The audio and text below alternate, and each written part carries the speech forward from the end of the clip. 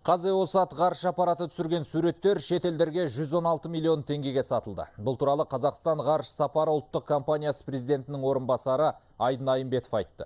Суреттерді көбіне Африка елдері сатып алған. Айымбетовтың айтуынша болашақта бұл ақша 200 миллионға жетуі мүмкін.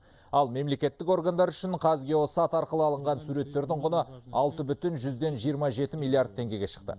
Ол суреттер 10 миллион шаршы шақырым аумақты қамтыған. Жалпы мұндай түсірілімдердің көбі геодезия, картография, ауыл шаруашылығы, құрылыс, қорғаныс және ұлттық қауіпсіздік салаларында қолданылады. Алдағы уақытта компания заманауи технологияларды дамытып, жаңа жобаларды іске асырмақ. Мәселен, 2017 жылы мемлекеттік жекеменшік әріптестік негізінде түрмеге қамалған азаматтарды бақылау жүйесі қолға алынады деп жоспарлануда. Перед нами стоит не менее важная цель. Қазір алдымызда тұрған негізгі тапсырмалардың бірі ғарыш инфрақұрылымын тиімді пайдалану.